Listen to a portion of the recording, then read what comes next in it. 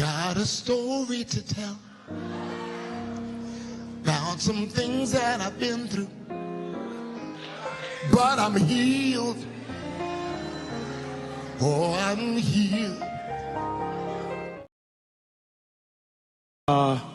Tuesday at 7:30. Tuesday at 7:30. Yes. Tuesday at 7:30. Only my millennial and Gen X gonna be excited. Tuesday at 7:30. We doing right here live on this stage. It's only gonna be your pastor, and here it is. Can I get a drum roll? Yes. Thank you. We're doing a live worship night. It's gonna be crazy. It's gonna be your pastor and Tank. Y'all.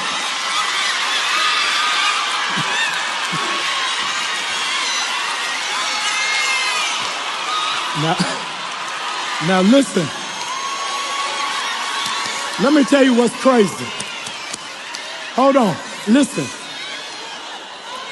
In 16 months of marriage, I ain't never seen this woman run across this stage. Yeah. So we doing, it's gonna be crazy. It's gonna be crazy. Y'all gotta tell all of your friends, all of your family. We're doing a live recording for the gospel version of Turtleneck. It's gonna be crazy, y'all. Y'all gotta be here. Now, we gotta ask y'all to do something special for us. They're doing a live taping of it. This is going to be the official video for it. It's going to be crazy. So they want everybody who comes on Tuesday night to wear turtlenecks. I'm going to turn the air up so you don't sweat in here. I'm going to turn the air up. Amen. But Tank is going to be in the building, and we're going to have an amazing time. We're going to record a live podcast for the Jamal Bryant podcast.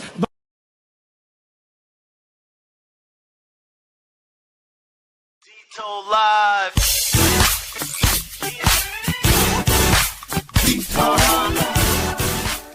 What's going on, everyone? This is your guy, Demetrius Tollfree, excited to let you all know I'm finally ready to launch my own weekly podcast. You guessed it, Dito Live. Each episode, we will have a sit-down conversation about what's going on in our local community and beyond. But for right now, go and subscribe to my brand new YouTube channel. Simply search D Tollfree at DTOLEFREE. I'm so excited that I can't wait for you to join me live exclusively on Facebook and YouTube for my brand new podcast. Y'all already know what it is. Yes, sir, Dad.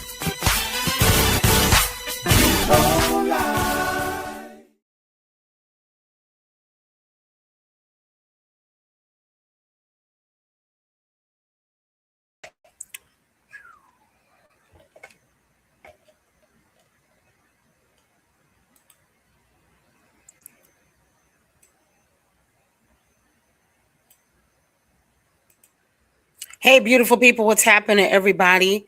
Good evening. Welcome to Music Monday. Hope y'all are good.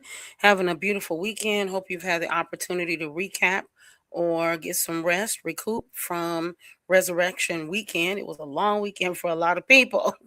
Some people had multiple services. I saw a post recently where someone did 14 services over the weekend. So it was a pretty long weekend for everybody. So what's up? What's happened? I know you haven't seen me in a little second on a Monday. It's mostly because we were having, I'm always like straight up. So we were having some tech issues, and StreamYard was not allowing me specifically to connect. It was just like this thing that worked in. So maybe I was in Facebook jail. I've never been in Facebook jail like some of y'all. So we're out, we're back, and we're moving forward, right? So tonight we have a really great show. We're going to have some great conversation with two powerhouses. We're having a conversation with Miss NRICH, a Christian hip hop artist, and Miss Kim CRUSE. You may remember her from The Voice. So we're going to have these conversations. It's going to be great. Let's do me a favor. Can you please like, share, and tag? Like, share, and tag. Share with somebody let somebody know we're here, what's going on, what's happening. So let's talk about the things that I showed you first. First, shout out. Again, we want to shout out to Freedom Radio for always allowing us to, these ideas I have sometimes. And Demetrius is like, sure, go ahead. So shout out to Freedom Radio. Happy anniversary to us as well. As we're celebrating 15 years in radio. It's been a really cool journey. And so super excited about that. Also, you say what was the things you shared? So first, shout out to the greatest choir in the universe, not just a choir, but a ministry full of artists and worship leaders and pastors and preachers and teachers and entrepreneurs. That is none other than Kevin Lemons Kevin, we took the and out, but Kevin Lemons Higher Calling, under the leadership of Lady Tiana Lemons. And so over the weekend, we had our Back to Basics event, and that was a short clip from the event. It was absolutely wonderful, and we celebrated Good Friday and the cross and the crucifixion and all of those parts. And so it was absolutely incredible. If you want to see highlights from that event, you can go to Kevin Lemons, and the end is on social media, Kevin Lemons and Higher Calling on any social media platform, TikTok, YouTube, Instagram, Facebook, and you can see a lot of highlights and parts from that event. Then there was this really great, there were a lot of events around the country, right? I saw where churches like Wheeler Baptist Church, I believe they're out of Texas, they had their church out, they had church service in a stadium. Incredible. So there were incredible services like around the country, right? Shout out to New Birth. They did an incredible thing. We're going to talk about that in a second.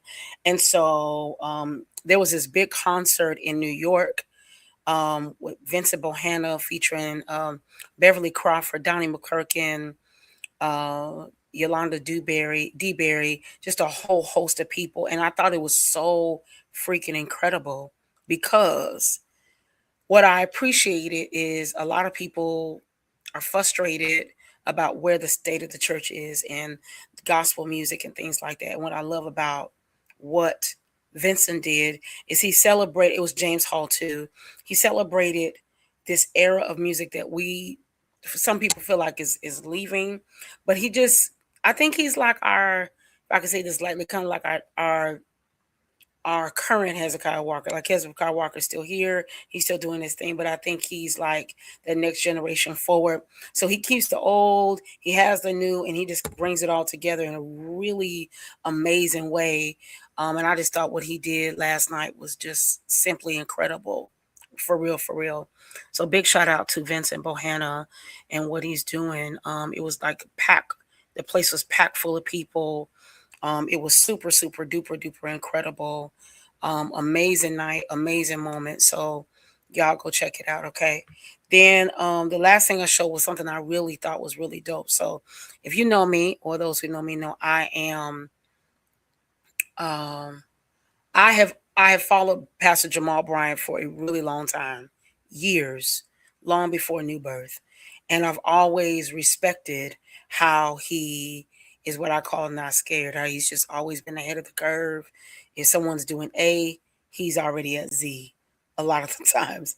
And I love that he's innovative and he's open to doing and trying different things that most people would not be open to, but in a way that can bring in, that can move and touch people in generations, right? Not in weird stuff, but just in a way that I feel like he's always ahead of the curve.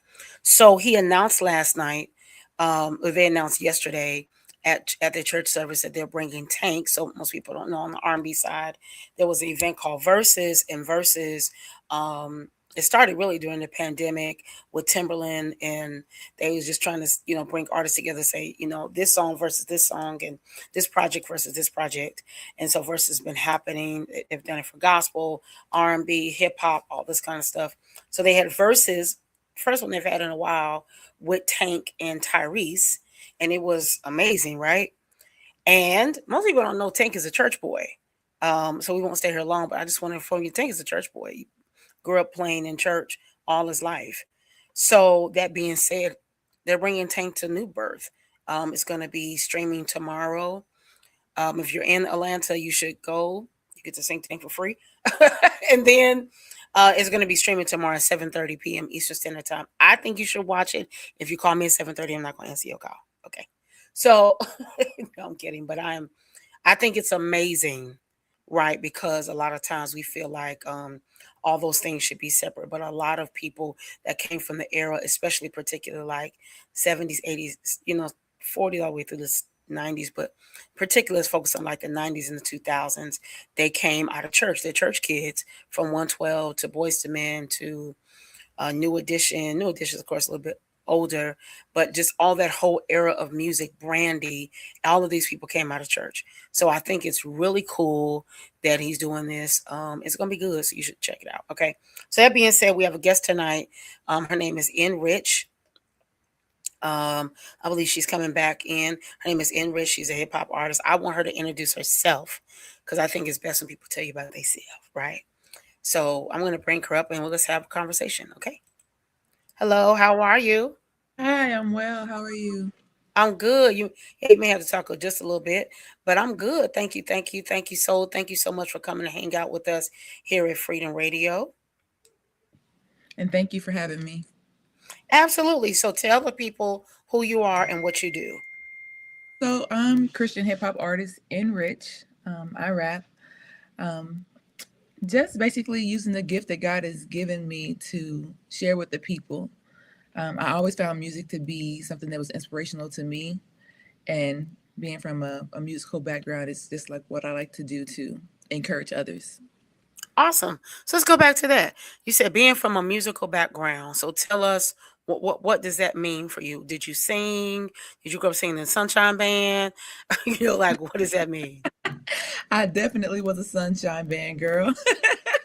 That's cool. But also, my parents are in ministry. I'm also a PK. You're a PK. You didn't tell me that before.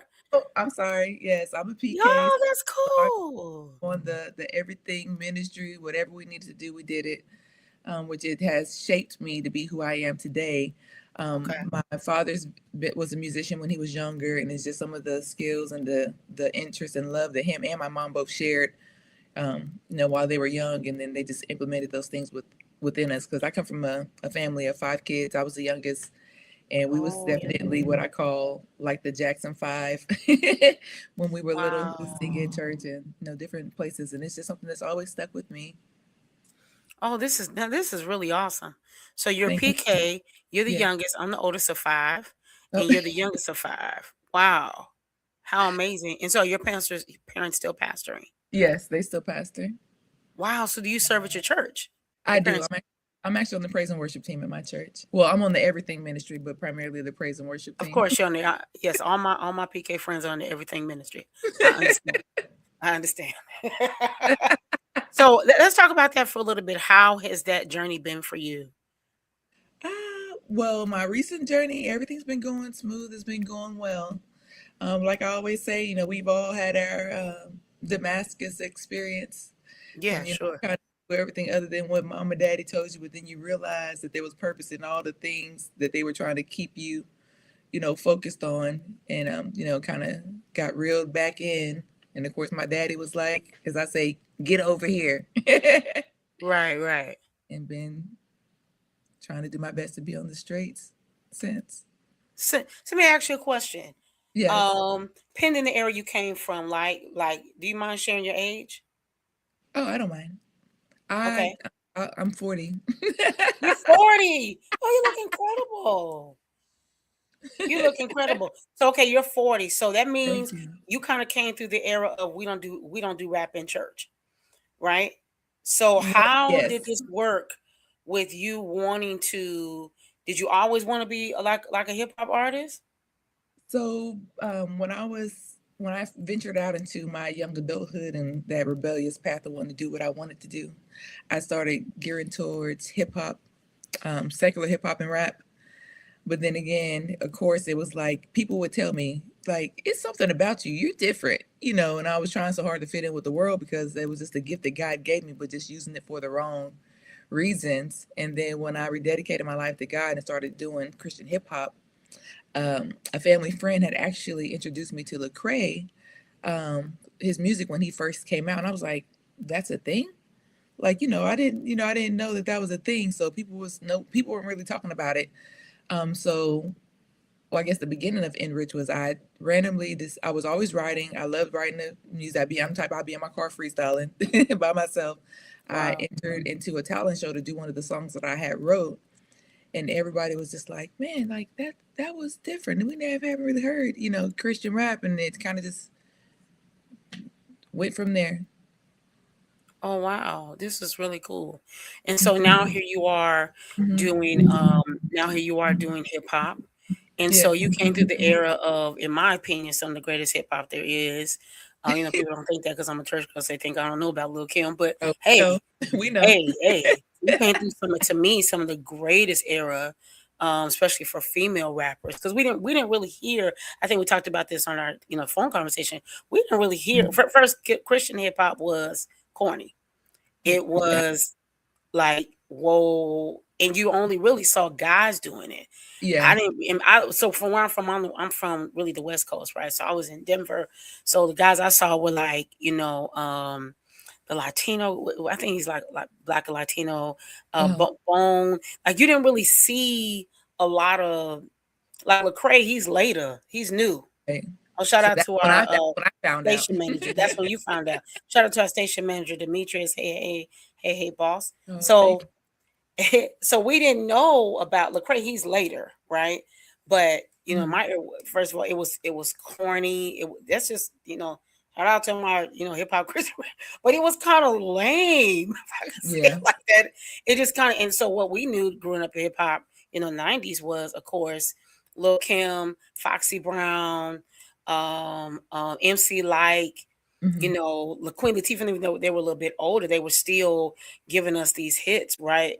Mhm. Left Eye, even though she was kind of like in between pop, R&B, and hip hop, but we knew all of these things. We didn't really know Mhm. any girls Right. that did Christian hip hop. So how has that lane been for you? Ooh, it's been challenging because, of course, initially it was like that acceptance phase, being a female, and it's like trying to fit in. It's like I hate to say that they could try to keep it amongst the boys, but it seemed like they was keeping it amongst the boys, and it's like, hey, I like to rap too, So it's kind of just, but once you kind of got towards that phase of people knowing who you were and what your message was, and then they start giving you a sense of respect, then it's like, okay, well, come on, sis. Wow, this is cool. So let's jump forward. Our interview, we're going about 10, 15 minutes, but I want to Yeah. ask you how you feel about the shift in music, right? So now, again, I came from the 90s, you came from the 90s. So 90s, you had to wait outside for someone's project, right? Like literally, you had to, Mhm. we waiting outside, you went to the music store, and now, here we are with, you can get it right on your phone. And so Mhm. we've excelled to that. But now we have these spaces like Suno, we have all these music spaces where someone can put in a prompt. Uh-huh. And in my case, it's in my case opinion, it's hurting all industries. It's hurting the film industry, Yeah. it's hurting the music industry, the creative spaces, things like that. So how does it make you feel as an artist? Something you've worked really hard for, came through for, experienced, prayed through, you went Mhm. through these journeys, and someone can in a couple minutes come up with a prompt and come out with this thing, and then Mhm. the songs go hot. Like they get thousands of views and they end up on number one, and it's like that's not even a real person. Exactly. I got a lot to say about that. First of all, originality is originality. If you don't have it, no matter what AI you use, it doesn't make you original. And like it's just something about actually putting in the work that makes people respect the path. Not saying Okay. that the music isn't good, because the music still can be good. It sounds good, but I know me, truthfully, I'm like, okay, like you didn't put in no work. Like I've been up at night, struggling for hours trying to make sure that I felt like I sounded something, that it sounded perfect. Reading Hmm. through my Bible, trying to find that right scripture that I felt, Sure. God wanted me to put or implement in this song some type of way. So it just takes away from their originality. Like, I mean, if you use it, more power to you. But it's like, where's the legwork? How Where's do the you where? feel like you keep your originality in this kind of climate? My originality is that those who follow me, they know my music is about me first and foremost. It's about my testimony, things that I deal with, things that I've been through, things I struggle with, and how I overcame or how I'm trying to overcome. Mm-hmm. So that's a little bit different from my message. I don't just pick a song and write something that just rhymes.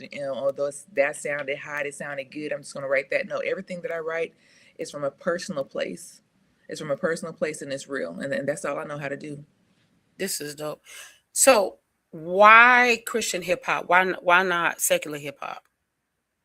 Because gospel music, no, we don't make money over here like the other kids. So why this genre and not still believe in God, still profess God, still serve God, but secular hip hop? And that's good because it's easy to waver back to say, if I was on this side, I could be doing this and could be doing that. But it's like, if you are a true believer and you believe that God has given you a gift and purpose in your heart to save souls, wow, it shouldn't matter if you're reaching just the one, because in the kingdom, that's what matters, the one. And like one of my mottos is if you're not trying to win souls as a Christian artist, what are you doing? So and it took a while for me to get there, because it's easy to get caught up in the flesh and say, oh, well, I know, because me and my sisters, we joke around and we'd be like, I was Natalie Minaj, joking around. Like I really feel like on the secular scene, I could have really, if I would have stayed persistent, I could have blew up. But then again, it's like my mindset is all I would be doing is leading people further away from the kingdom. And wow. And that's not what God called me to do. And I'm at peace knowing that, I'm at peace. Literally, if I reach the one, that's okay with me. And any doors that open after that, I will know for sure that was God. I respect that. Because most people feel like, and this is me personally, I don't think everybody's called to do, gospel or secular gospel or Christian music, right? I just don't. I think there's a certain sacrifice that comes with that. And that's not against, because I think there are plenty of R&B artists who love God. Yeah. In real life, right? They really love God. They serve at their local church. That's just not what they were called to do. But I think when you decide you want to do gospel music, or you decide to do Christian music, even if it's Christian contemporary, Christian hip hop, I do think personally there's a certain kind of sacrifice that goes with that you have to kind of be willing to give up, because even in secular, every door is not for you, right? Right. But I think this side, there'd be more doors that you'd be like, oh, I can't go over there. Right. So I think it's a harder choice. A lot of people ask me, Yolanda, you don't want to sing R&B? No, I don't have anything against it. I will gladly go see Jodeci. I don't have a problem.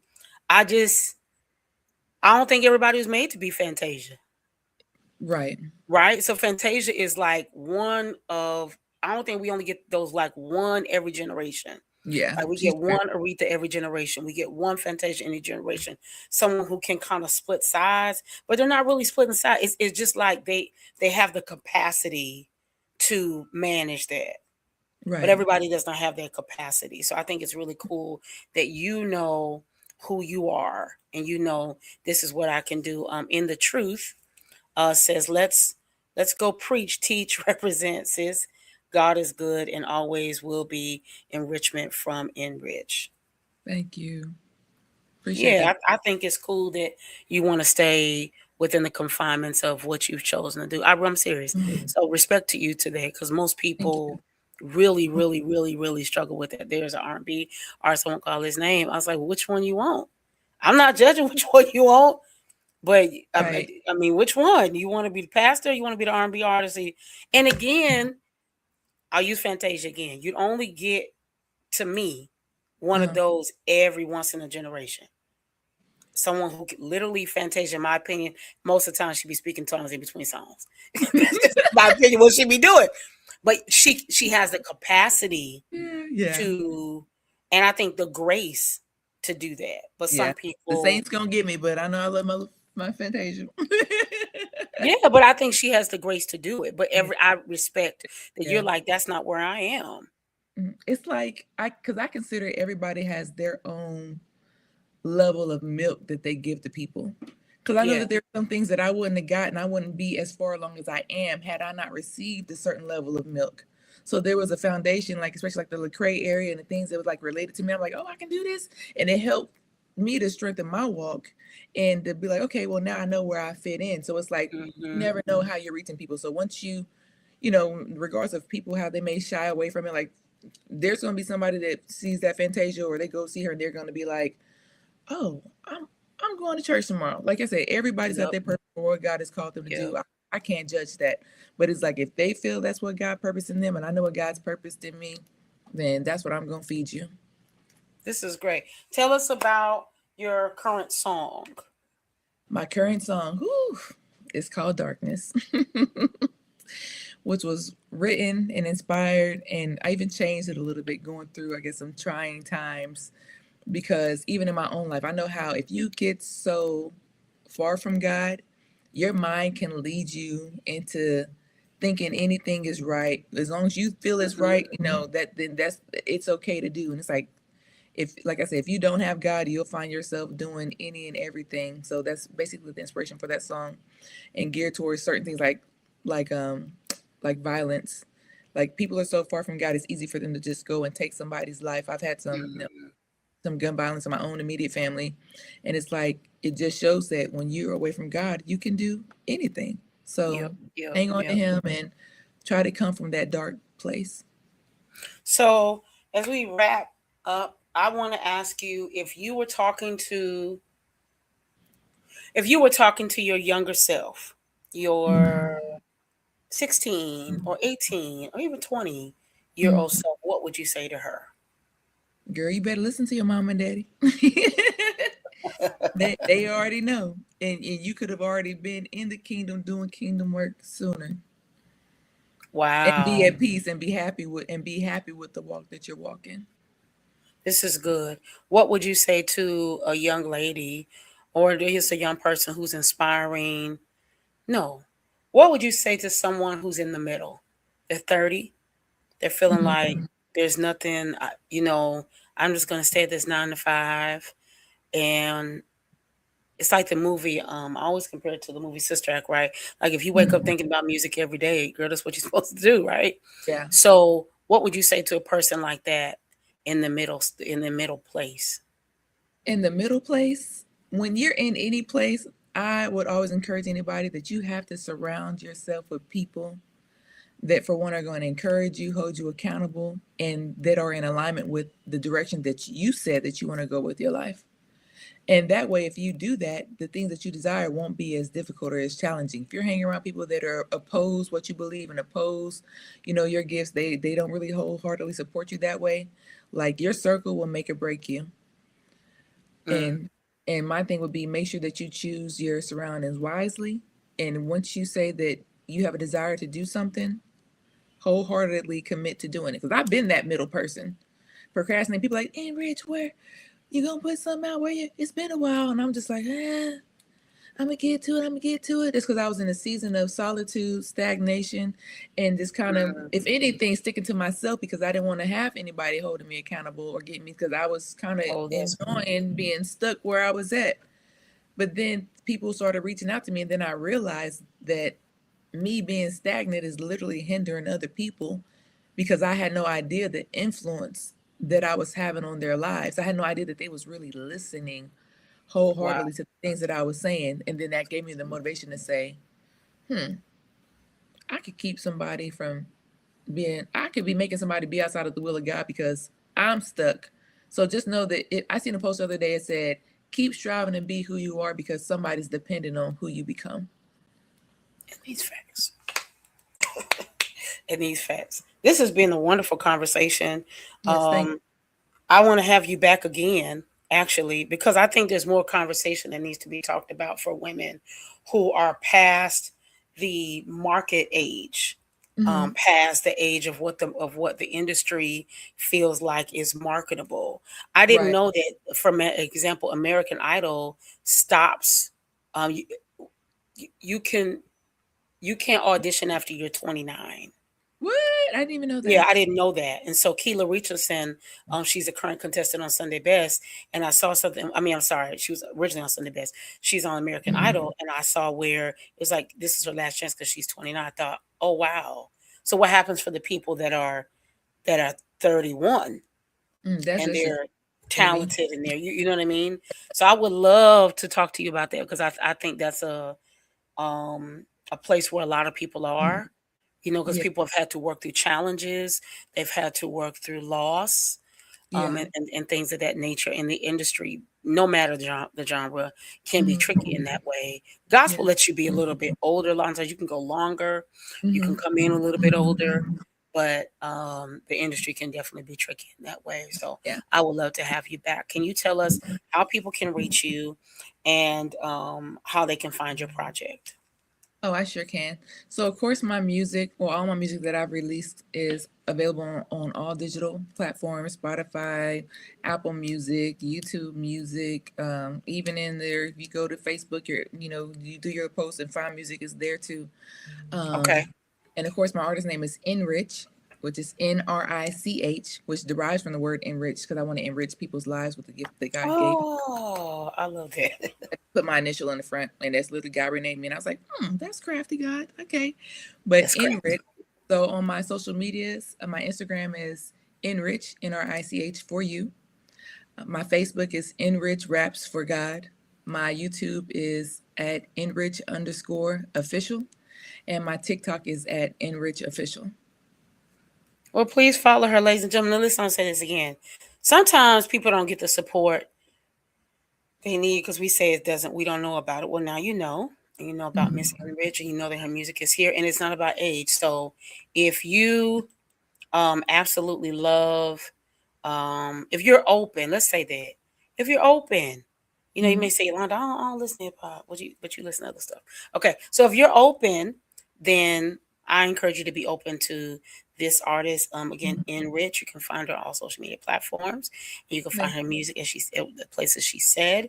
And this is going to be great. Thank you so much for hanging out with us. Shout out to Gabriel Ties, who's in the comments, Yes, and thanks, he Gabe. connected. He connects us with everybody as he's helping us expand our reach. So thank you so much for hanging out with us. You have any final words? I'm sorry. Oh, well, first of all, thank y'all for having me here on Freedom Radio. I really appreciate the opportunity to come and share my gift and a little bit about. Absolutely. Thank you guys for that. I really appreciate that. And I cannot not go without saying thank you to all my friends and family that are in the comment section. I appreciate y'all because I know it's real. And for you for being such an excellent host, I appreciate it. Oh, it's my pleasure. I want to see us thrive. So I'm Yeah, always down for the call. absolutely. Well, Thank you so much. thank you. Yeah, you're welcome. See you. Thank you. Take care. Be blessed. Bye. All right, y'all. So listen, shout out to our social media manager, Mr. Gabriel Tyus. Shout out to, please, let's pause for the call. So first, thank you so much for Enrich for hanging out with us here on Freedom Radio on Music Mondays, where we feature new artists. We have conversations about music, what's happening, what's going on, all those kind of things. Shout out to Gabriel Tyus, who is our media manager, social media manager, helping us to grow and expand. Freedom is 15 years old, and sometimes you need a boost. And he also has a company. It's called Keep Pushing Promotions, and that's exactly what he does. I always say this about Gabe. I believe that Gabe desires to help people move further. So if you need help pushing your event, let me tell you this: you don't. If you need help, you do need help, right? There are 8 billion people in the world, and they don't all know who you are. So you should always use multiple outlets to spread the message of what you're doing. And Keep Pushing Promotions is a great place. All right. Thank you, Miss Natalie. Oh, she told me her real name on the side. But thank you, Miss Enrich. And we appreciate you for hanging out with us. So we have another, again, once you know what you do, you like, share, and tag. You see me looking down because I want to make sure this information gets to the right place. So we have another, thanks to Gabe, we have another guest with us tonight. This is really cool because I remember when she first came into this, at least when I first saw her, I was like, oh my God, this lady can sing. And she has this like deep, I don't know. When you're a singer, you feel things differently, I think, than most people. And so, when you're a singer, you hear things a little bit different. So to me, she probably can sing soprano, but she don't want to. But she has this like deep, sultry, scratchy kind of thing going on. I want her to tell you who she is. When you see her face, you might be like, oh, lady. Yep, that lady. So I'm gonna bring her up without further ado so we can have this conversation. All right. Shout out to our boss, Demetrius Toll Free. Thank you, sir. Glad we're doing a great job. So shout out to her. She's here. Hi, Miss Kim CRUSE. Hey, how are you? I'm well, lady. How are you? I'm good. Can you hear me good? I can hear you good. All right, good. There we go. Well, let's have this conversation, lady. First, my name is Yolanda. It is such an honor and a pleasure to meet you. I mean, of course, all my friends are like, you're doing what? So shout out to Gabe. Thank you so much. He always looks out for me and always looks out for us. So I appreciate that. So, well, tell the people who you are. Okay, so I'm Kim CRUSE. I'm a singer from a small country town in Texas. Grew up in the church. My dad is a pastor, so I know him. and and yeah, so I'm right now I am an R&B soul artist. So now this is interesting. I didn't do this on purpose. I want everybody to know I did not try to, I know y'all were all hemmed up for Resurrection Sunday. So I didn't try to have you hemmed up again. I did not know both of these girls were PKs. Okay. So I did not know that. I was not aware. So I'm not trying to I know y'all tired because he did get up. So I know y'all tired. Listen, I was tore up all day. Like I didn't know that 20 years ago. Okay, right. So tell us more about, so you were on, most people know you from, or some people may know you from The Voice. Mm-hmm. Is this correct? And you were on The Voice. What season were you there? So I was on season 22, which was like 2022, 2023. I was on that season. Mm-hmm. Okay. Oh, I like this. I like this energy already. So tell us, how far did you actually go in the said or TV competition? So I went all the way to the semifinals. I made top 8. I was the only African-American woman in top 16 for live shows and things like that. So yeah, I made it all the way to top 8.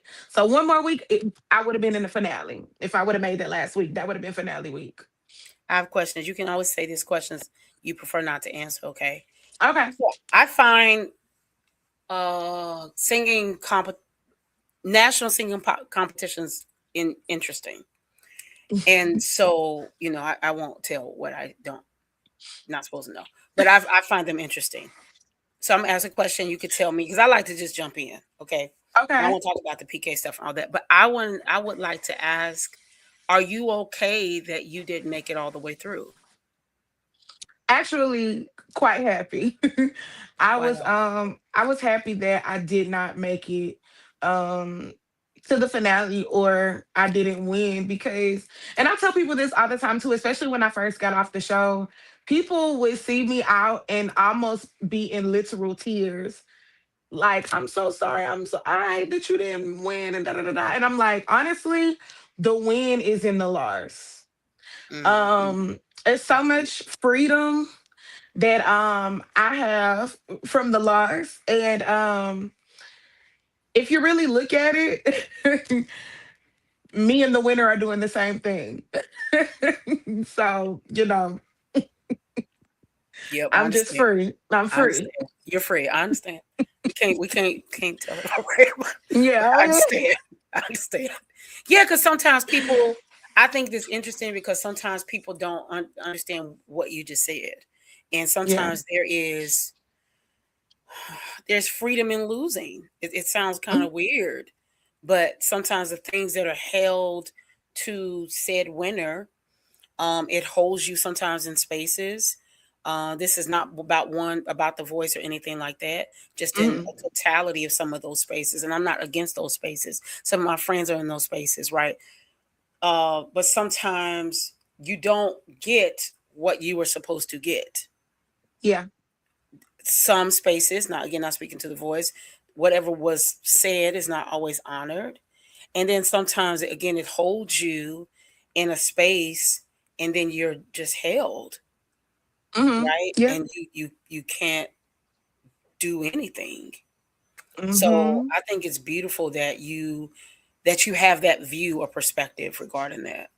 And then you don't feel, even if you felt some kind of way, you may not tell us, but you don't feel like they did me wrong, because everybody has a story and they're like, oh, they did me so Yeah. wrong and da da da. But I used to tell my mom, she used to, when she was in there, she used to say, I'm telling you, Lonnie, you need to go on that over there. Well, so it was the voice, so it was this, so it was, and I said, Mom, but I don't want to win. And she just was Yeah. like, why would you? I said, because I don't know. I just I never knew. I said, I don't think I want to win. I just think I need the visibility, but I Yeah, don't think I for want to win, sure. you know? hmm And that's how I was. I was like, you know what? This is a nationally televised weekly resume. There you go. Like There week you to go. week, they're getting to see a different side of me, and yeah, that was my goal. This is dope. This is dope. So let's go back. Let's talk about your PK. So you Yes, like I am. Miss Natalie here, Miss NRICH, who she says she's on the everything committee. Ooh. I remember those days. Yeah, so I'm a PK. My dad has been pastoring the same church since I was 2 years old. So that Wow. is 32 years ago. Um, uh, so yes, he's been pastoring the same church. And I'm just like her. I was on the everything committee. I was the soprano, the alto, the tenor. I was the usher taking up offering. I was praise dancing. Any song my daddy wanted me to sing, I had to sing.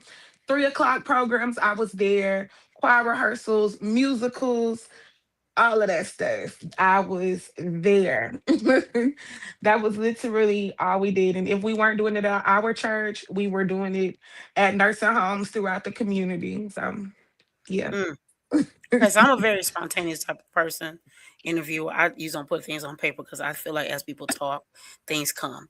Right. So Uh-huh. I'm not a PK, but I am. My granddaddy was a pastor. And I feel like even though Mhm. my parents are not leaders in that direction, I can understand that everything. I think I tried to be an usher. I don't think that was my ministry, I was too so goofy. but I understand, right? You serving everything. And I think there's a beauty in that though, to be honest. Because I think when you become an artist, you're able to function in a lot of areas that I think today's artistry don't understand. So Mm, me personally, I think when you grow up in church and I keep saying this, one of the beautiful things about I think about growing up singing in the choir is it teaches you all of these skills that you don't realize that you're gaining. So yeah. you're learning partnership, right? Because you have to sing in a section with other people. You're learning collaboration, teamwork. You're really learning to do a lot of things at one time, right? And positioning and timing.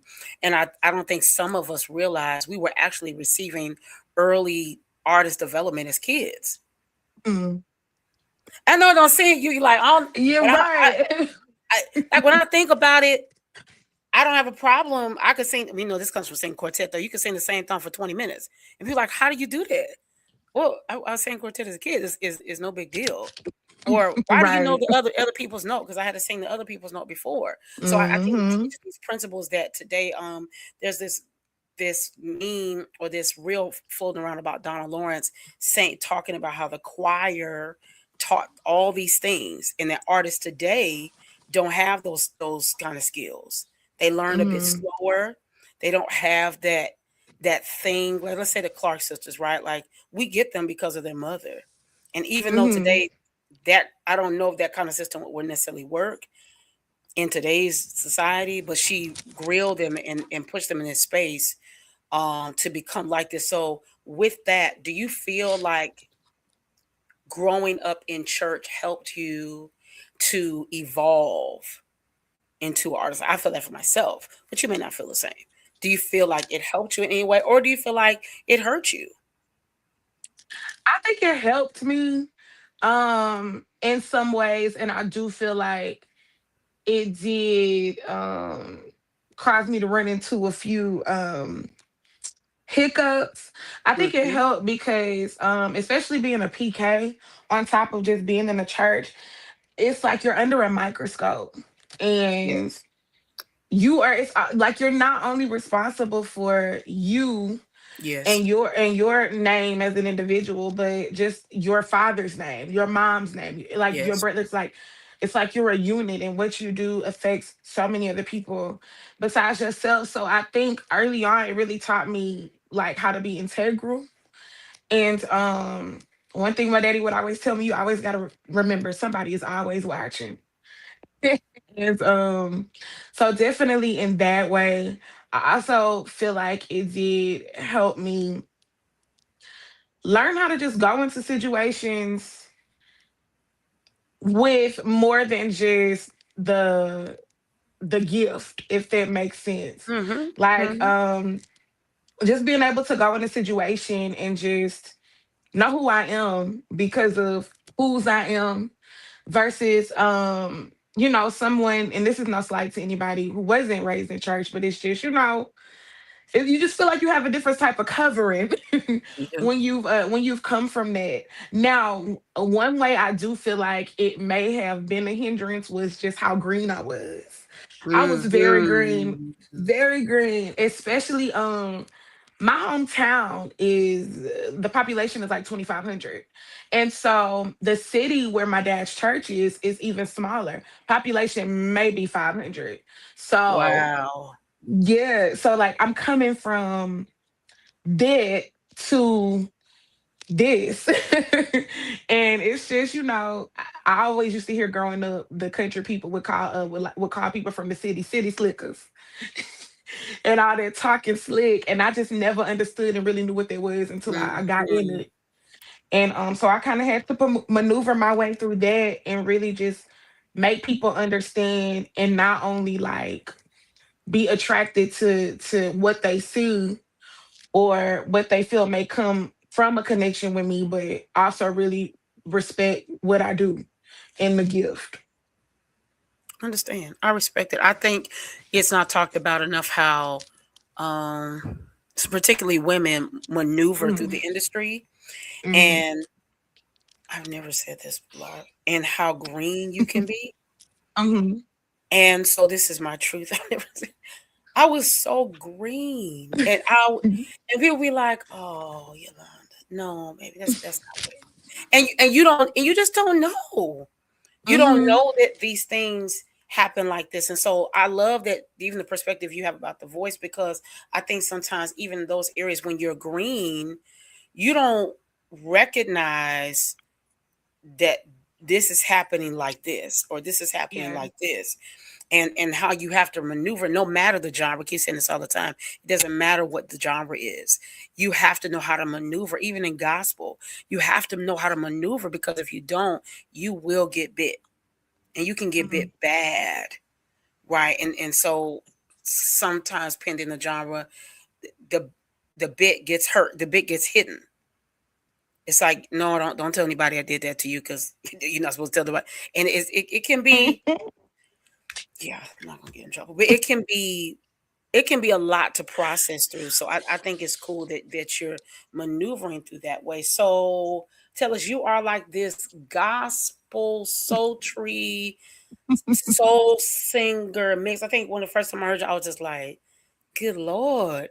This dark, not dark bad, but like this smoky, dark. Like, I think you could sing soprano if you wanted to, but you don't want to be bothered, which I understand.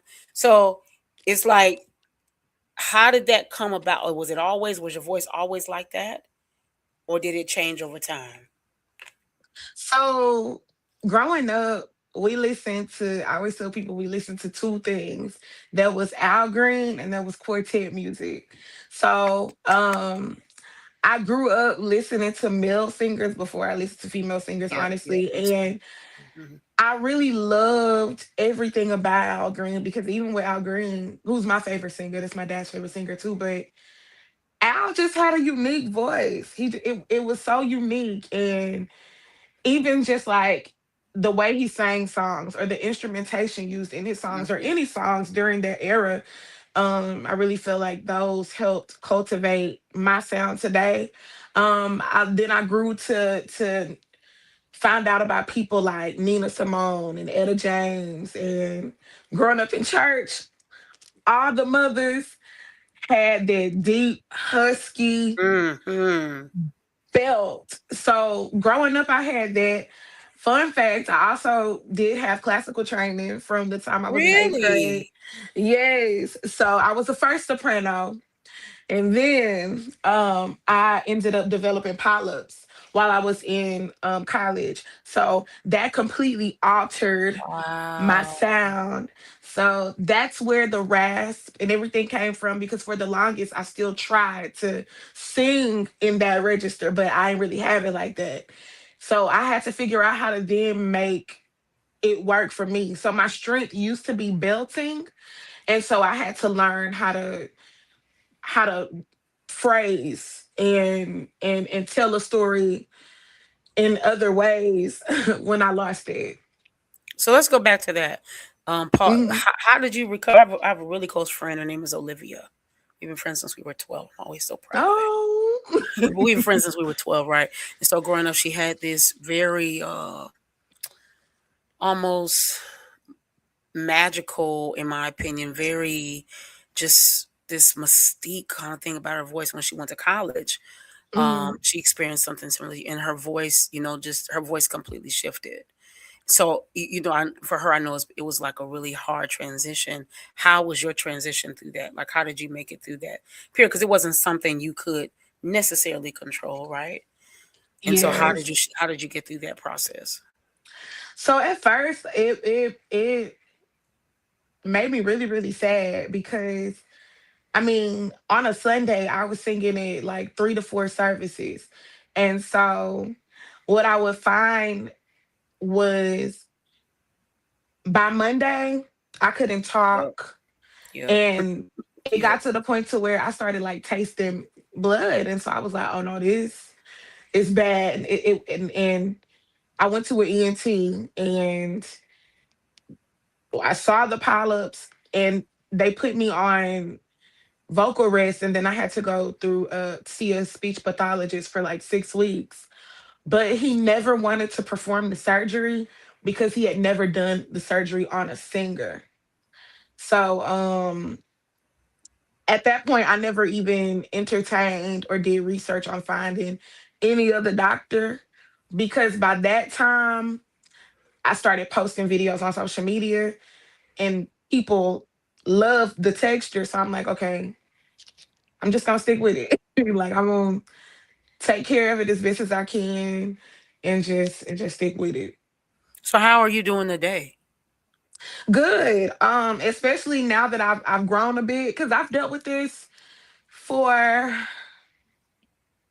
I'd say, probably at least 10 years. So I'm more comfortable and confident with my voice. I know what not to do. I know if I have big things coming up, I need to take my butt to bed. Yep. I Yep. drink a lot of water.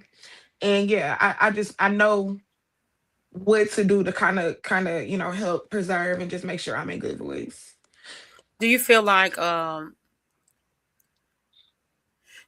this happens to now? I know where you are today is not necessarily gospel. I know you're not away from it, but you're more the soul singer, right? But do you feel like this happens most often to gospel artists? Because we're not sometimes growing up, we're trained, but we're not trained, if that makes sense. We're not Hmm. trained necessarily how to properly use our voice. And sometimes when voice teachers or people meet us, they're like, oh, gospel artists, they saying wrong. But I think it's not knowing how to train that particular style of voice, right? Do you feel like, do you agree with that? Do you think that that happens most often there? 100% agree, because that's exactly what happened with me. My voice teacher, she would always tell me, she actually did not want me to sing in church choirs. And I'm like, oh yeah, right. You can't stop me from singing in church. I've been going to church. But Mhm. she said, it's not you singing at these services, it's how you're singing. She was How like, you hard singing is literally shredding your vocal cords. And I learned the hard way. I learned Wow. the hard way. So I do believe that just not knowing, like you say, how to properly squall or belt can Mm-hmm. definitely hinder you. I wish I wish more vocalists would have at least an ENT in their corner. Yes, ma'am, and I agree with that. Yeah, because Yeah, it I would agree help with you. tremendously. It would help. I remember recently, maybe like in the last year, I told my doctor, he saw I kept coughing, and like, he said, "Well, it's okay." I said, "No, I want to go to ENT." He said, "I don't think it's necessary." I said, "I want to sing till I'm 100. It's necessary. So Hmm. you can go ahead and just give me the." He was like, "Yolanda, I hear you, but I don't want to. We've heard the Donnie McClurkin stories. I talk gospel out because that's Hmm. what I mean, but we've heard even the Tank stories, right? We just heard these stories, and I don't think sometimes you have to repeat history. So Yeah. let me go ahead and go in the men's like, I mean, really, you're clear as a bell. Good. But we wouldn't have known that had I not come. So I agree with you. I think more singers, no matter the genre, you need to have an ENT in your corner. You need to be more cautious of your voice. A lot of times we eat bad. And it's hard. People think no, it's well, when you're at the club and or you're at the church house and they feed you the wings and the mother back there with the big hand and all these things. It's a matter of just really being cognizant and taking care of your instrument, right? It's a real thing. Yeah. So this is like cool. So tell us more about this journey you've been on with Sultry and soul and how this has been for you. Because yeah, you definitely like came on the internet and it was like, who's this girl? And how has this journey been for you? So it's been interesting, and it's also been very fulfilling. Because like I say, I did start off singing in my dad's church, and I actually started off. I thought I wanted to be a gospel singer. Really? So yes. So I sang praise and worship at a church in Houston. So I was a worship leader, and I had me a little manager, and I used to, go to some churches and sing for my little soda water money. And Soda water. and I just remember I started feeling so pressured to, and I think it was all in my head, but when you go to these services and you hear these people and they're just like belting and squalling and just Mm-hmm. Yeah. letting it rip, and then you are this person that's really just, you know jazzy and like a little neo vibe. I did get a little discouraged, and I started feeling like, okay, well, in order to do that, I have to sound like I have to do that, and that's not me. And so Mm. I remember, I was before this, I was a Head Start teacher, and I was on my lunch break sneaking to get some cookies from McDonald's, and I had posted a video from rehearsal, and I was singing Jesus by Leandria. And by nap time, that video had gone viral, and people were Wow. just blowing up my phone, and I didn't know what was going on. And I remember I was sitting at nap time the next day, and so this guy messaged me, and he was like, "My uncle wants to get you in the studio," and I'm like, "Who is your uncle?" And he was like, "My uncle John," and I was like, "Who is John?" And so he was like, "John P. Key." And I was That's like, "All right, you're right. Well, if that's really your uncle, this is my number. Tell him to call." I'm not thinking much of it, but literally within the next probably 10, 15 minutes, I get a FaceTime, and it's Pastor Key. And he gets me in the studio, and then he asks me to go on tour with him. And what really kind of made me okay with saying, okay, like, even though I have this gospel background, I can still do that, but I can also go over here too, is because I saw the love and the respect that Pastor Key also had for people other than yeah. just gospel singers. Yeah, absolutely. And just like the level of appreciation he had for them, and even just the ear to still be creative with these people and make magic. And so yeah, that's kind of how the journey started with me just boldly saying, okay, well, I'm just gonna, go to R&B. And I think like what made me say, okay, Kim, like this is good, was I would just remember being out and just the stories that people would come to me with, like the stories of, I just got out of a bad breakup and I didn't even want to come out tonight. And my friend made me come out. And when you started singing Lose to Win, like it just made me happy. And I felt like, I just felt something and I'm okay. Just these stories that I kept getting. And it's like, you know what? There is a such thing as, the ministry within the four walls, but who's ministering to these people out here too? That's good. I love that. Like who's walking into these spaces? Because the same way people come into church and they say, "Oh, I had a hard week. I'm burdened down. My heart just got broken. I just got Yeah. bad news. I need to go to church." You also have people that say, "I had a bad week. It's Friday. It's payday. I'm going out." Yep. And Absolutely. they're also looking for some type of relief. And so you just never know when you're going to be the billboard of relief. Oh, And then that's it all leads them back to the person who gives you your relief, which is God. So this is good. I'm gonna ask you a tough question. So, how have your parents or your family? Because sometimes this breaks up families, right? mhm. We've heard the story 100 times. We've seen it in movies. We've seen the real life, and it's just like I left, and How is this? If that's okay to ask, how is this? I don't want to say disconnection, but how is this journey been for you with that? Because sometimes again, it just doesn't. And I'm not saying it did or didn't, but sometimes they're like, "Nah, if you can't sing here, you don't sing anywhere." Yeah. My parents have always been supportive, That's very cool. especially as I progressed. Like I remember I left college second semester midway. And so my parents were like, okay, well, what's your backup plan? And I'm like, I want to sing. And they were like, you want to sing? Like, okay, Kim, you got to do something. And so I never gave up. And so over time, they began to witness what would happen from me not giving up. And so the more that they saw, the more at ease they became. And Mm. so yeah, my parents are my biggest supporters. When I tell you, I think my parents have a Kim Cruise shirt for every day of the week. Like Oh, they are just like my biggest supporters.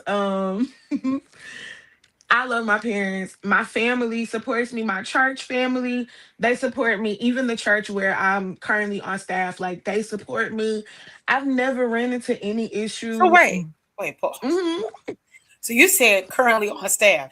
So I love this. Now this is real because again, I have friends that do both. I have friends that do both. I have friends that do R&B only, friends that do gospel only. So how has that been to do soul music and be on staff? And what does it say when you're on staff? You're still worship leading? Are you just really? Mhm. Oh, this is good. Yes. So And how is that been? actually, I was a minister of music before this. I resigned at the end of 2024.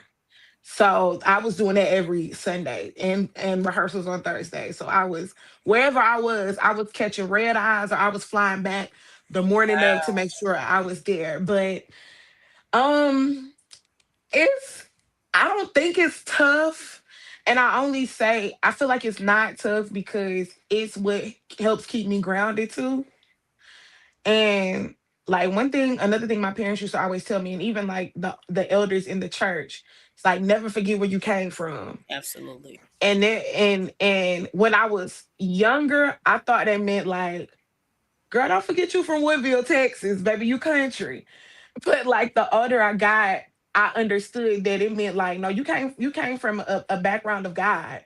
And never forget that. So no matter how far out you venture or you go, like you always have to make sure you bring it right back to him. And so yeah, like because of that, it makes it easy. Now I might have to catch me a little nap in between services.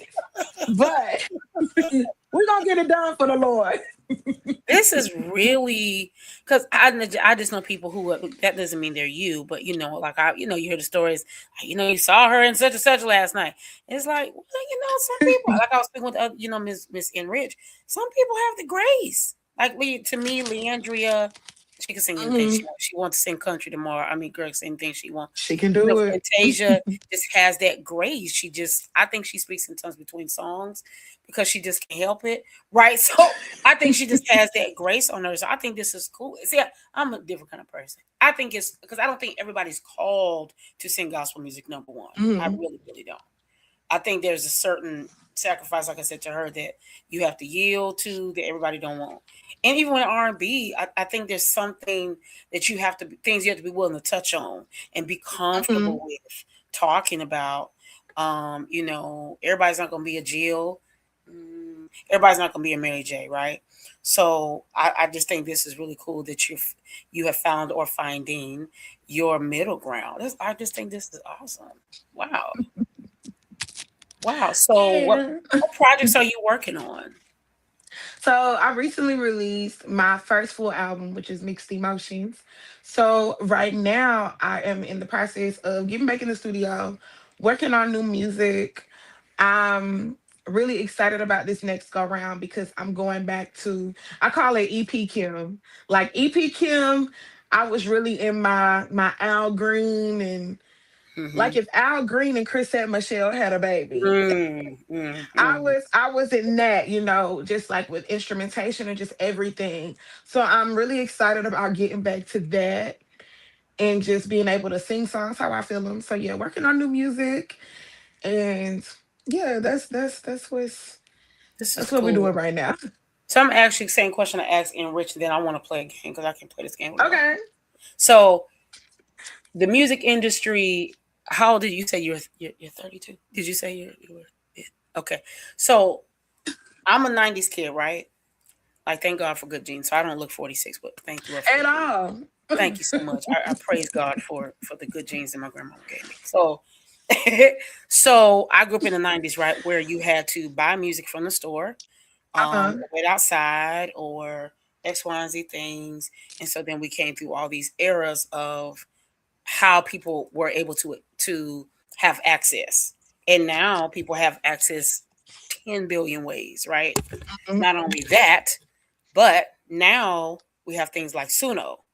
Now I think this matters a little bit more, I think, for a person like you, because I feel some kind of way about it. That's just my truth. I ain't scared of nobody. I feel some kind of way about it.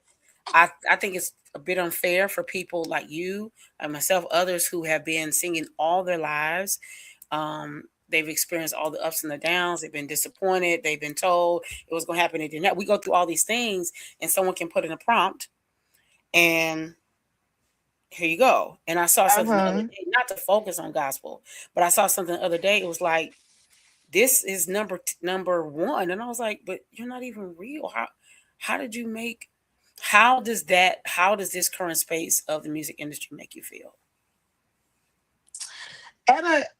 When it first came about, kind of jaded, because it's like, so basically all of this I've put in and making sure, taking pride in my unique sound, and now child, you can just put in a prompt and get me mixed with Beyonce.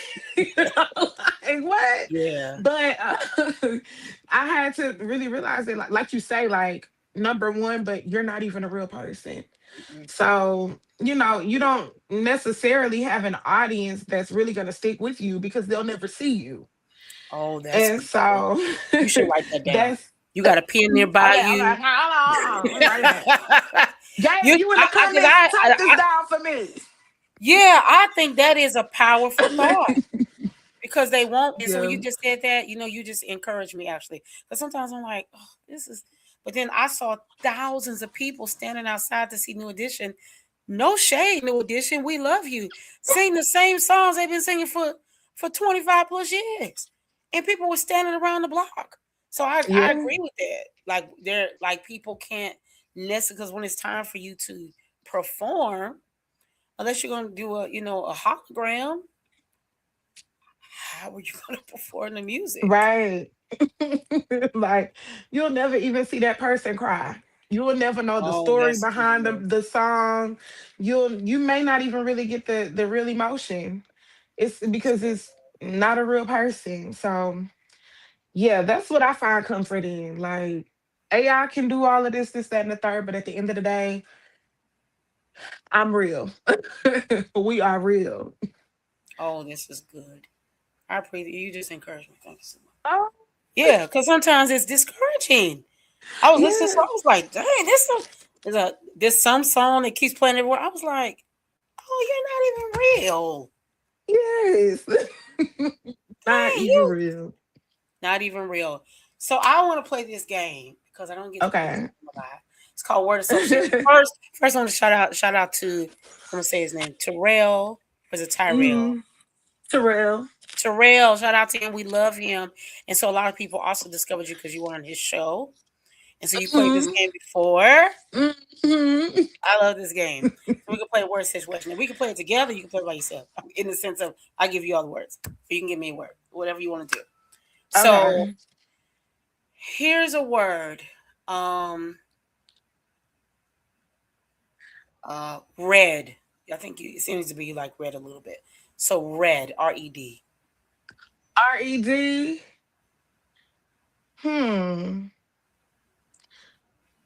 That's so childish if I do that, because that's pre-K. But it's only because I can't think of nothing else right now. Okay. Oh, Jesus loved the little children, all the children of the world. Red and yellow, black and white, they are precious in His sight. Jesus loved the little children of the world. I made it. Oh, that was so good to me. Oh, you have to be a church kid to understand to pull the red out from the song. That's so good to me. That made I thought you were gonna pull out Johnny Gill. Like I truly was hoping Johnny Gill. I drew a blank. It was fight or flight. It was fight or flight. Wait. Oh, I just was not prepared for that. Okay. I was not prepared. That was just really, really good. Okay. So that word is easy.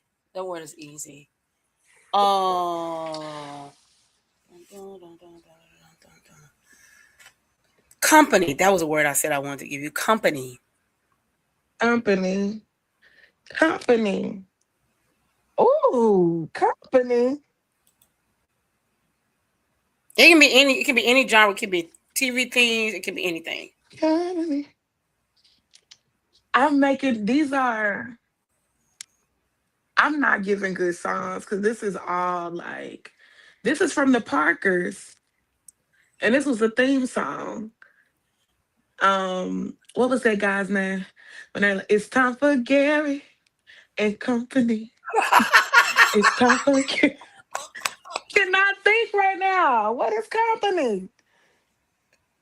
And I know it's songs calling the Lord a company keeper. It's songs where girls be like, you always No, got I'll take this. company. I'll take the And I Gary can't think song. Where are you pulling these songs from? I'm telling you, it be fire. It's like, let me tell you something. This is a fun fact.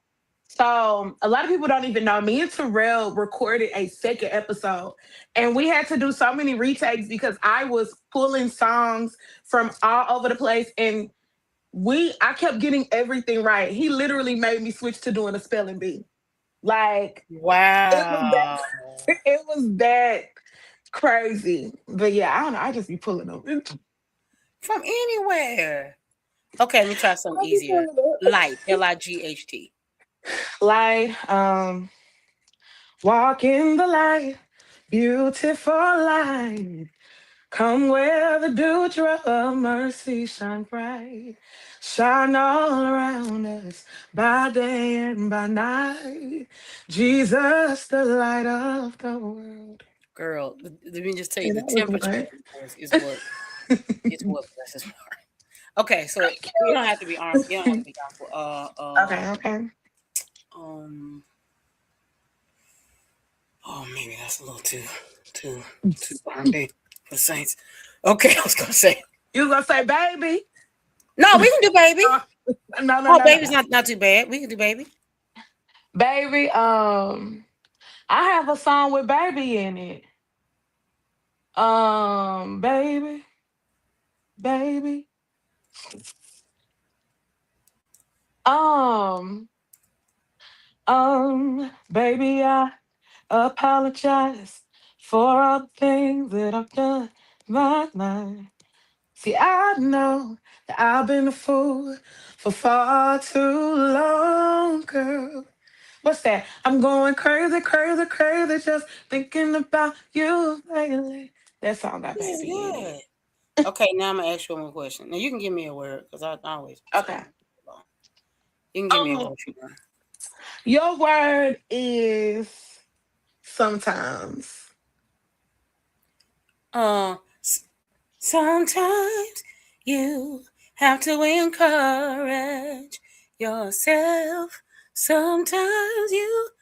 I do not sing soprano ministry music. Have to speak What? victory during the test. No matter how you feel, speak the word, you can be healed. Speak over yourself, encourage yourself in the Lord. Oh. But I always say that nobody can sing the song like her. I just think it's one of those songs that, just me personally, it's just me. It's not to say people For cannot you. sing. It's just one of those songs that it was just made for her. It was just made for Miss Sherry Moffitt. Down low, you just did that for her. It's not hard. It's just it doesn't It's always just it's the land. way she it's the way she put her on it. It's Yes, how she yeah. yes. It's just one of those things you just don't learn from afar. So this is my Yeah. last I one. love that song Okay, though. this is my last question. So to you, Okay. um, first, who is your favorite? Because you said girl quartet. So I grew up through all the genres, like choir, quartet with my family, choir again, praise and worship, back to the choir again. Where I sing the greatest choir in the universe, I sing with Kevin and Sarah Collin. So Ah, yes, absolutely. I'm gonna let me head to the end of my life until I'm 100. Until she put love me out. Please it. don't put me out your choir, lady. Like I don't. Don't put out. So I think that what I did not realize growing up singing quartet with my family, I sang with my mom, my aunties, and uncle, and all of that. I terribly disliked it for a really long time. So people would never think this. I was kind of like never think it was a see me the nails. I was kind of a tomboy, and so that meant I had to wear a dress and heels. It was just so it was like a lot, then. But what I didn't realize all the beauty that comes from it, right? So I use Leandria. She could sing for hours, and people are like, "How she grew up singing quartet?" So Mhm. for you, two questions of that: who is your favorite quartet or quartet singer, and what did you learn from that you use today? I have two favorites. This is probably cheating because I am saying two. Harvey with the Ken Spirituals Yeah, and Lee Williams. really, Yes. What I loved about Harvey was so charismatic, very. so charismatic. And I used to love when he would just say, I don't mean to be nosy. I used to love when he would say that. But that was actually my first song. My first song that I ever sang that my dad ever taught me was Mississippi Poor Boy. That was my first Really? song. Yes. So Harvey and definitely Lee Williams. When it comes to quartet, those are my two favorites. Lee, Really? smooth, tone, could just stand Yeah, there and yeah. just sing. And yeah, so those are my two favorites. So what did you pull from that you use today? Harvey just being me on stage. Like sometimes it is a big country, but I just love feeling like I'm just in an audience full of my family. So definitely Mm. just being charismatic and just being transparent with my storytelling and with my song choices. And with Lee, also having those moments where you can really just, you ain't gotta do a lot. You can just stand there and sing Stand and there let and your tone do the work. let your time do the work. I agree with that. Let it do the work. I grew up loving. I feel like Joe Lagon was just. I just love him. When he passed, my heart was so broken. I My just daddy would love be him. losing it right now if what you saying that name.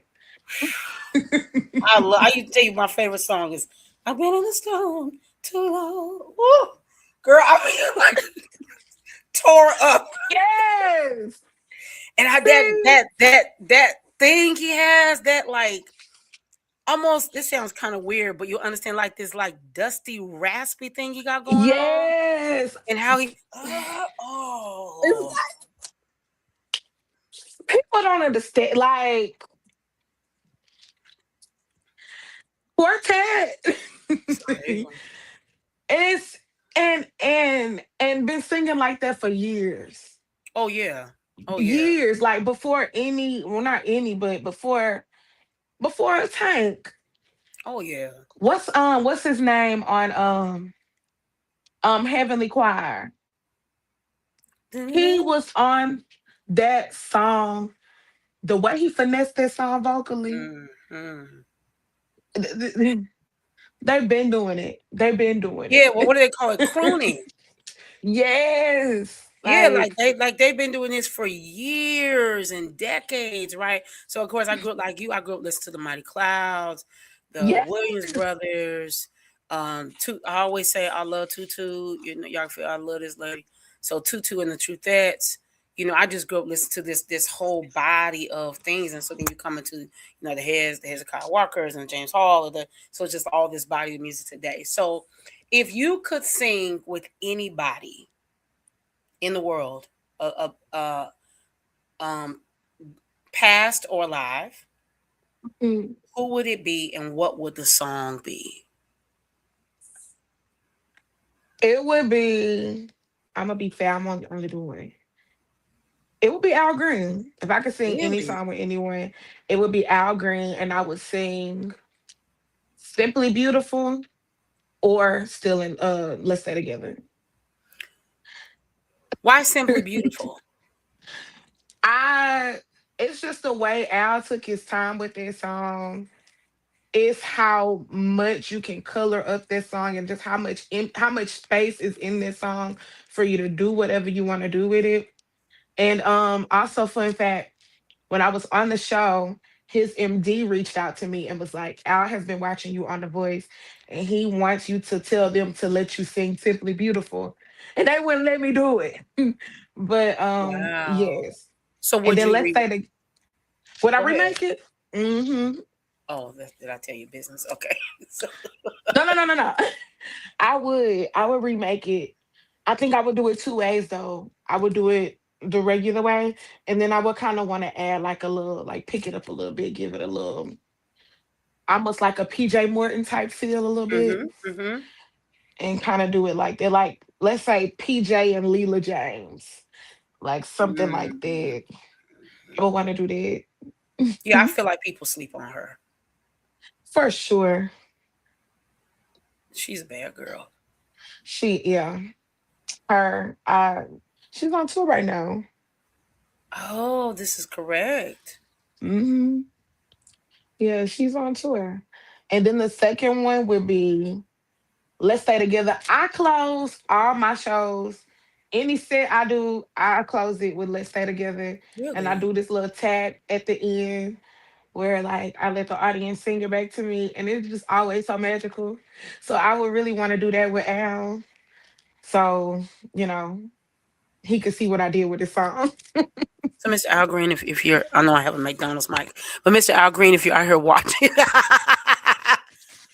listen, you never know. I just saw this clip today where a lady, short version is a lady went to go eat somewhere, Deion Cole was standing outside. He couldn't get in. She said, "You can come in on me." She ended up sitting there with the people. She missed. She was supposed to go see Cedric the Entertainer. She missed the show. He was in her comments like, "You want to come? You should. I'm glad you went with him. That was cool. You want to come to our show? I can have you." So I'm just saying, you never know. That's true. I think if he was watching you like that, and I think sometimes, I think legends want to feel safe with passing it on. Mm-hmm. That's why they don't pass it on, because they don't feel. This is my truth. I think sometimes I was sharing with a client today, because I also do graphics, right? So I do music graphics, and it was like, Yolanda, I just can't let go. I said, you gotta let go. You can't do all these $1 million rooms if you're still in the $50 room. That doesn't make sense. So I think, so me personally, I just think sometimes artists would let go if they felt safe to let go. And not that he has to let go, but kind of like, okay, I can pass this torch over here.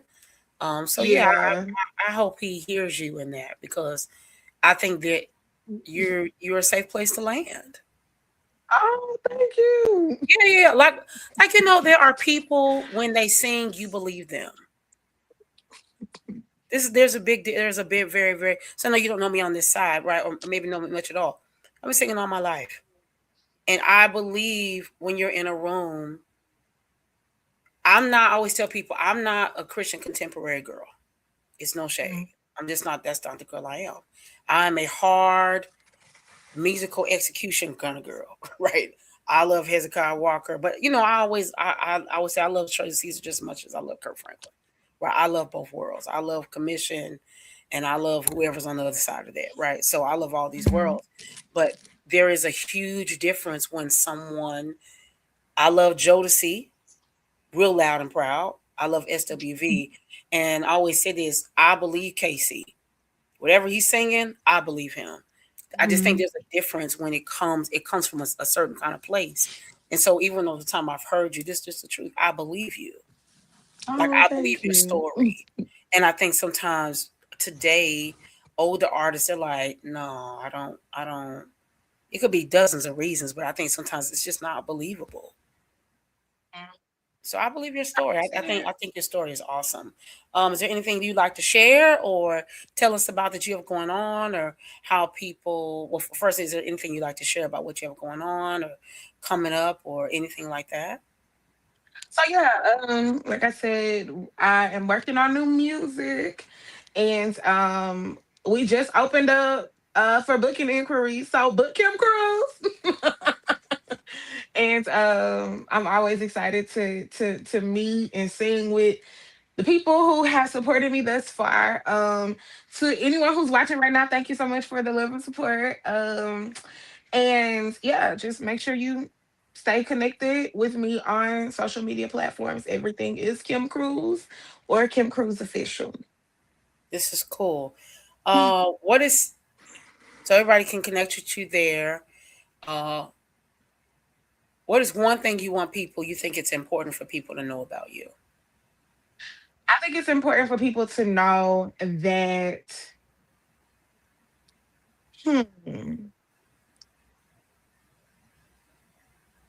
what you see is like a product of somebody who truly never gave up. Even when I literally almost lost my voice, still never gave up. Yeah, so I want people to look at me and say that if that country girl with a gap in her mouth, dark skin, plus size girl can do all of these things, who's to say I can't too? This is good. What would you tell your 16-year-old self? You are wrong beautiful. Number. Just what would you tell your 12-year-old self? I would tell my 12-year-old self that the same thing I would tell her, that number one, you are beautiful.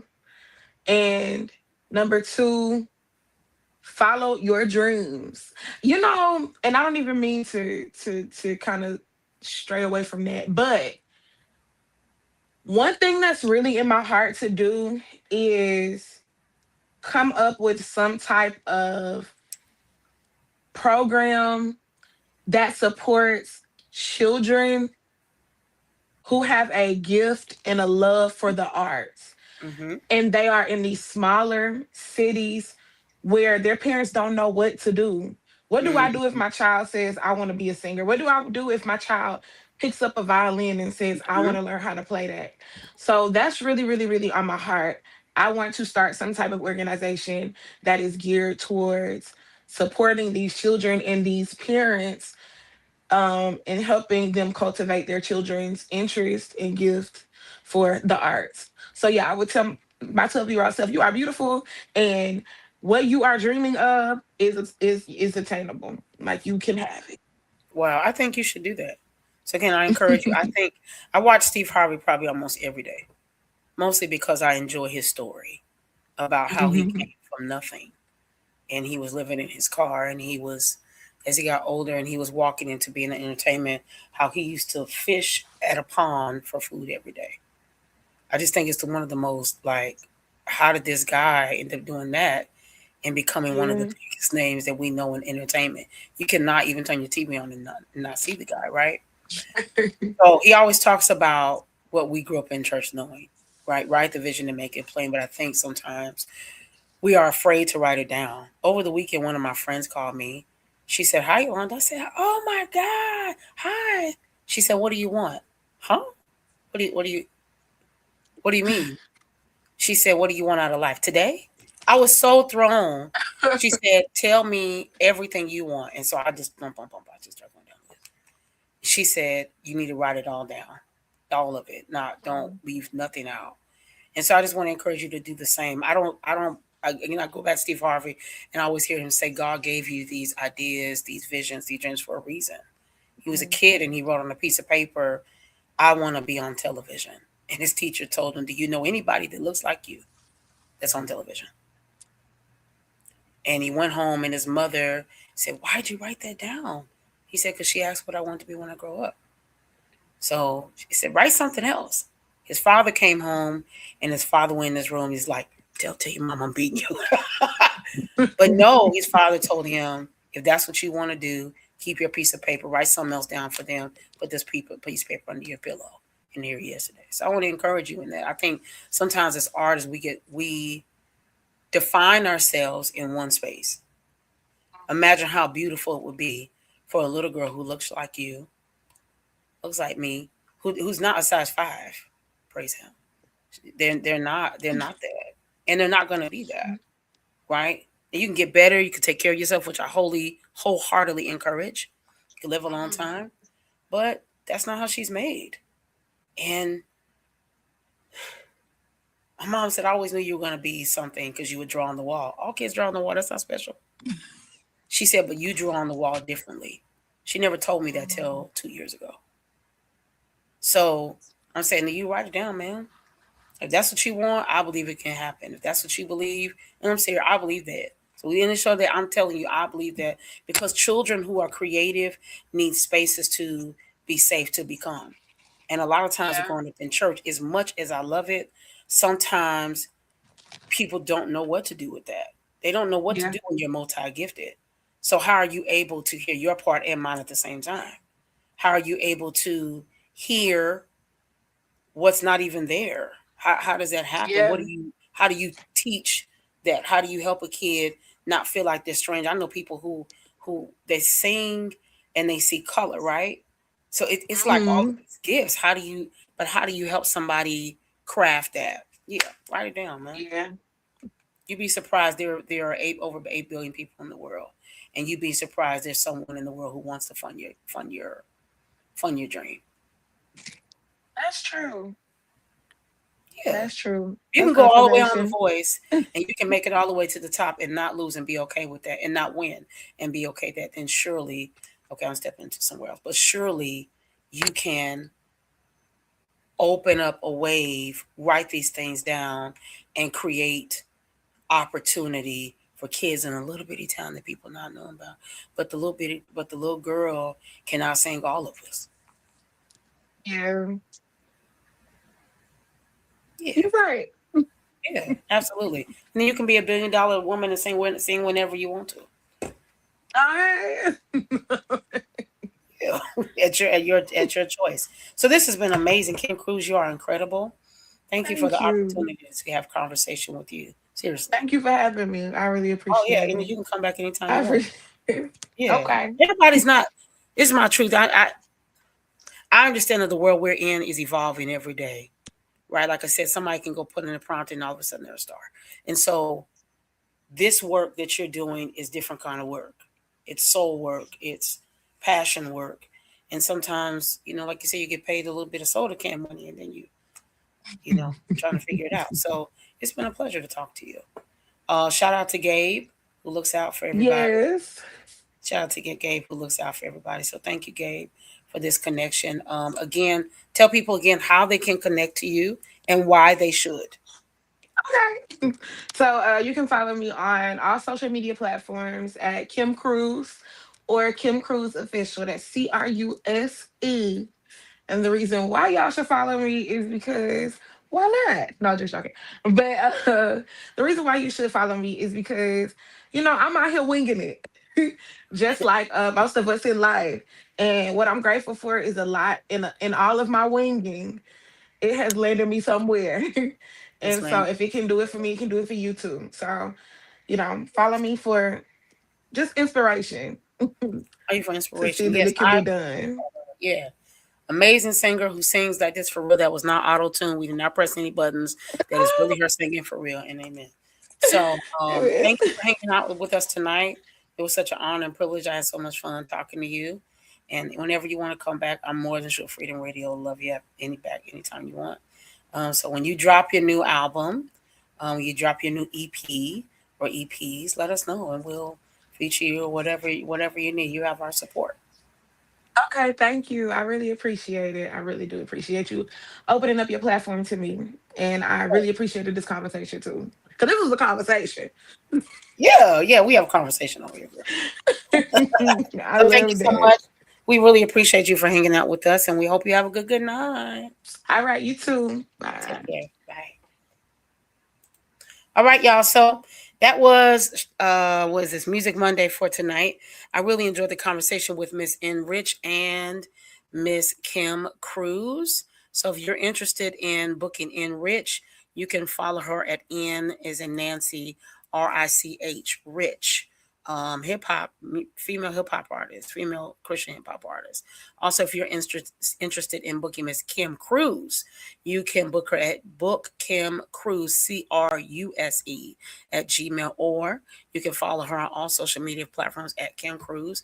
I think these are two amazing women that you should be connected to and follow. Like she said, we have a lot of people who you can't necessarily, the AI music is what it is. And I'm not saying it's not great. It's just those people are not touchable. These artists are touchable. They're tangible, and you can meet them, and you can greet them, and you can be connected to them. Music does something that most of the time, sometimes we're not able to do ourselves. It reaches a place, like the heart reaches the heart, and it reaches a place a lot of times deep down that sometimes, seriously, sometimes we don't have the words, but the song can reach deep down and get you in a way that you didn't think you needed to be reached. So I hope you guys have a good night again. If you're free, first you can check out Tank, the R&B artist, tomorrow. He's going to be at New Birth. You can watch it live online at New Birth. They're all on YouTube, Facebook, all those spaces at 7:30 p.m. Eastern Standard Time. Second, you can come hang out with Freedom Radio Shop Talk. We're on every Wednesday at 1 o'clock p.m. Eastern Standard Time. I think it's like 10 a.m. Pacific Time. So come hang out with us where nothing and no one is off the table. We have a lot to talk about this week. I hope you have a great Easter weekend. Hope you get some rest. Thank you so much again, Gabe, everybody that hang on out with us. Listen, so if you're interested in sharing your music, talking about your product, let's talk about it right here on Freedom Radio, all right? Hope you guys have a great night. Take care.